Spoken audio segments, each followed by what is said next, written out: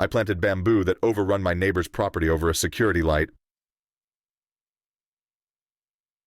About 4 years ago, I used to live in a nice HOA in a small town in TX, and enjoyed having only one neighbor over my backyard fence.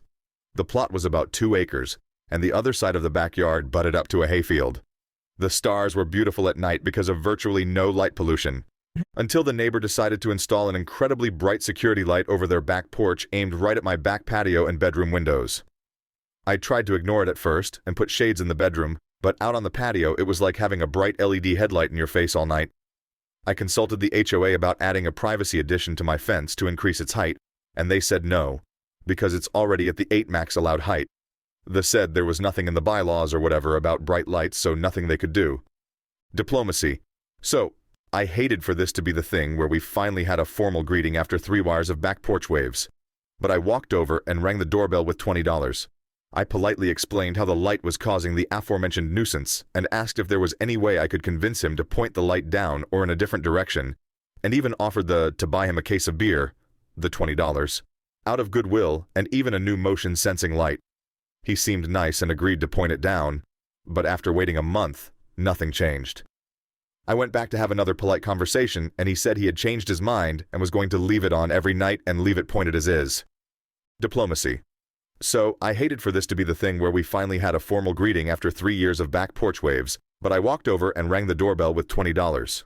I politely explained how the light was causing the aforementioned nuisance and asked if there was any way I could convince him to point the light down or in a different direction, and even offered to buy him a case of beer, the $20, out of goodwill, and even a new motion sensing light.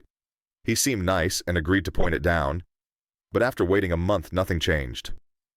I went back to have another polite conversation, and he said he had changed his mind and was going to leave it on every night and leave it pointed as is. Needless to say, I was a bit upset diplomacy failed and started figuring out how to win. If the military taught me anything, there's always ways to adapt and overcome. So I started researching fast-growing plants to create big privacy walls and reading through the HOA bylaws and city-state ordinances about what I could or couldn't plant, and if there were any repercussions for encroachment across the property line. I quickly discovered running bamboo, despite being very invasive, would grow super fast to make the neighbor's house and light disappear from view, and there was nothing on the HOA state-city books to prevent me from planting it or cause legal recourse if it spread and grew on his side on the fence. The only thing he could do is cut anything that grew on his side of the line. So I pulled the trigger and planted a bunch of golden bamboo, which grows and spreads crazy fast in Texas and grows up to 20 feet tall. I didn't care if it took over the fence line because his house is 15 feet from the fence, while mine was 50 yards away. So I planted a bunch right against the fence and only put root barrier on my side to prevent it spreading into my yard. Within 6 mo, his house and light were gone from view, replaced by a pretty bamboo jungle row at the edge of my yard. Within 1 year, he complained it was growing into his yard via mailed letters. They went right into the trash with no response. He rang my doorbell once, and I looked at him through the window, but just didn't answer the door. I unexpectedly sold the house and moved 2 years after planting for a career opportunity. It's been 2 years since I sold, and I just checked the property on Google Earth, and his entire backyard is bamboo. Calling her fake quitting bluff. This happened years ago, but still makes me smile. I started working in a corporate office in a secretarial position for my first job after college. There were 2 older ladies who were also secretaries working in the office. One of them was just fine, but I spent most of my time sitting beside and working with Agnes. Agnes was quickly approaching retirement age but wasn't going anywhere without a big push. This was in the days when we just started getting computers and she was absolutely hopeless. She'd pull stuff like, "I can't answer the phone. I'm on the computer." Multitasking was not in this woman's repertoire. She was super fussy and annoying. If I ever came back from lunch 5 minutes late, she would exclaim loudly, "OMG, there you are! I was wondering what had happened to you," making sure the whole office knew I was late. Meanwhile, she was usually late coming in the morning and often left early for various appointments. If I made a typo in a document, she would make sure the rest of the staff knew about it, loudly. She tended to pout when things didn't go her way, and she would quit her job when someone pissed her off, and then my boss's boss would talk her into staying. I'd heard about this tactic of hers, and one day our boss did something that annoyed her, and she quit again. My boss's boss was away that day, so I had my chance. I quickly advertised and planned a big retirement party for her. It was a done deal by the end of the day. People were dropping by and congratulating her, and everyone looked forward to the party. At that point, I guess she figured it was too late to pull her usual shenanigans, and she actually retired. I told my boss to not bother replacing her because it was damn easy to cover the little work. She actually accomplished every day. Your friends won't stop parking in my driveway. Congrats, your parents know you vape at 16. My neighbors have a teenage son whose friends keep parking in my driveway. I went to check my mail last week and saw them all out front and decided to nicely bring it up, which was met with eye rolls and fake okays. Monday comes around and I come home to find 3 of his friends taking all the space I have to park. It was a 14-hour day for me, so I wasn't having it and made my second approach, with intention, to make myself very clear, and said I'd make it the neighbor's son's problem. Tonight I get home and it's happened again. I went next door and an adult finally answered. I brought up the cars at my place and added a side note their kid never expected. He's also been throwing his disposable vapes in my yard, and I have the other neighbor as a witness. So, I casually asked them to make sure that stops, and the instant change in expression told me everything I needed to know after I walked away. Shortly after his friends left, and I can assume they probably won't be back for a while. Happy spring break, kid. I have to pay to print personal stuff at work. So do you, boss. Many years ago, I worked for an organization providing frontline customer service. It was a decent place to work, but our manager had lots of rules.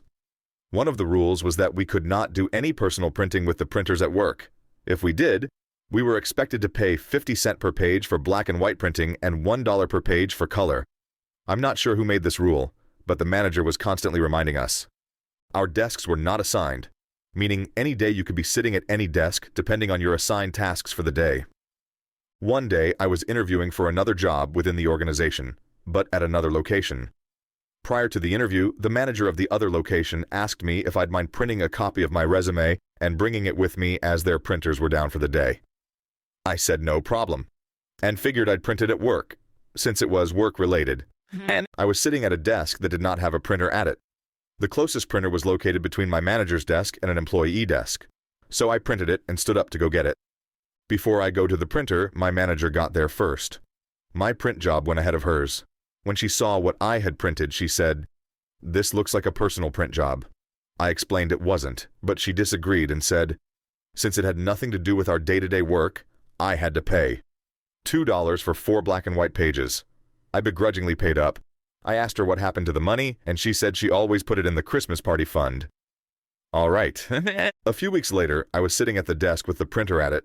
It was lunchtime, and everyone except my manager agreed to go to a nearby restaurant for lunch. I had walked out of our building and realized I forgot my wallet, so I quickly ran back in to get it. When I got to my desk, I could hear the printer going. I was curious what was being printed as it was spitting out page after page. I quickly glanced at the pile and saw at least 100 pages printed in color, announcing a sweet 16 for Trista, our manager's daughter. It very obviously belonged to my manager. My manager came out of the bathroom a moment later and seemed shocked to see me standing there. I picked up the pile and passed it to her and told her our Christmas party fund was going to be getting a big boost. She said nothing but looked really uncomfortable. A few weeks later, our district manager made his quarterly visit. He talked about the upcoming Christmas party and how excited he was about it. I decided it was time for some petty revenge. I raised my hand and said, "Just wondering how much we've accumulated this year for the Christmas party from print jobs." He looked so confused and asked me to explain what I meant. So I told him our manager's rule. He got really quiet and said he'd have to review this. And the next day, my manager sent an email saying the printing rule was something she was misinformed on and would be abolished immediately.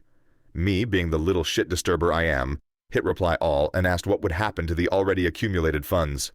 Someone else said we should have a nice healthy fund for a pizza lunch, and everyone agreed. The next day I hear my manager ordering 10 pizzas for lunch. Also used her own personal credit card to pay for it all. Do I think she was pocketing the printing money all along? Absolutely.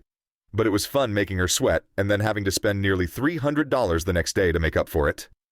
Edit. $30 for a large pizza is very standard where I'm from. I ordered a pizza for supper last night, and with tax, tip, and delivery I paid $36.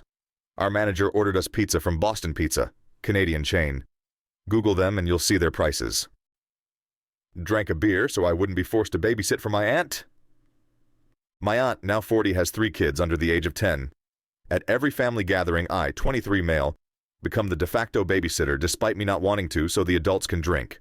It was her birthday dinner yesterday, and my mom promised me that I wouldn't have to babysit and that the kids would be at a friend's house. The first step I take into their home is greeted by 2 ear-splitting screams about how much the kids missed me and 1 toddler jodeling. I immediately realize I might have been lied to. Normally I don't drink. Huge, lightweight. But since this was a special occasion, I had made some plans. So my aunt enters the hall to greet my mom while I reach into my backpack and walk into the living room and crack 1 out of 2.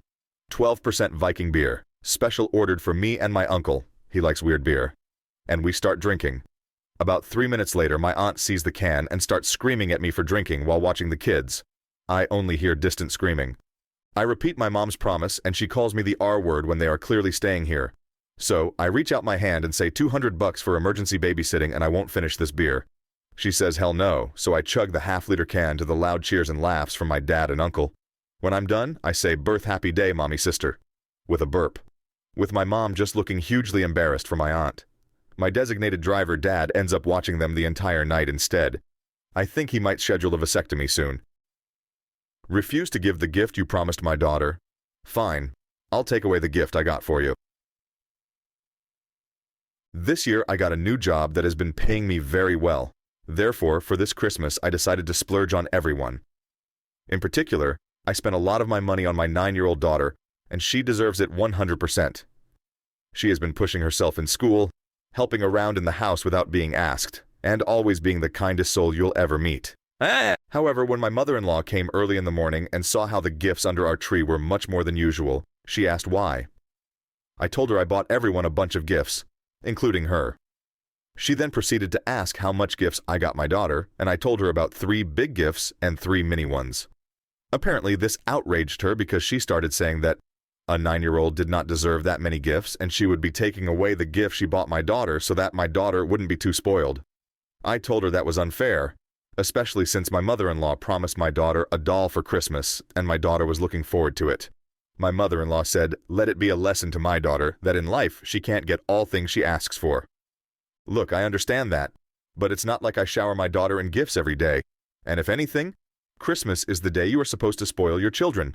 But my wife told me to let it go, and it was her mother's gift, and therefore she could do anything she wanted with it, and her mother agreed, saying it was her right.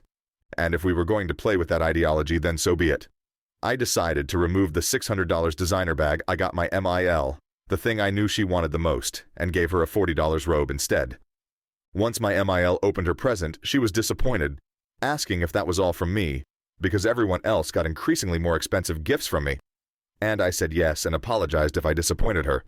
But we can't always get the gifts we hoped for. This left both her and my wife extremely furious.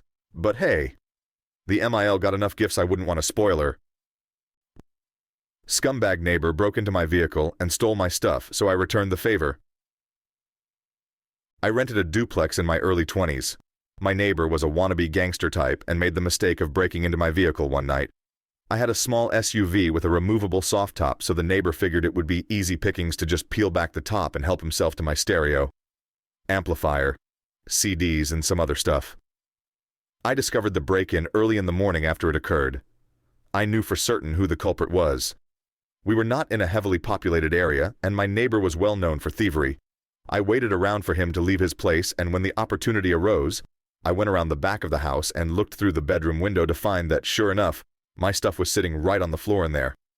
I instinctively tried the window, and as luck would have it, the sash went right up. Bingo. I hopped through and quickly surveyed the items laying around.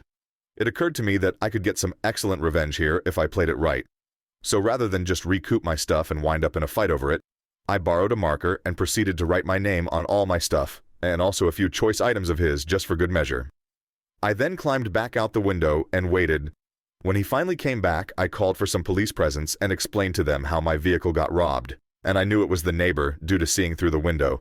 We knocked on his door, and I can still remember the look on his face seeing me and the cop standing there. He was not even close to ready for the encounter and almost certainly had drugs on him, so he was very cooperative given the circumstances. I politely explained that I knew he broke into my vehicle, and I needed him to return my stuff immediately, or I will have to press charges.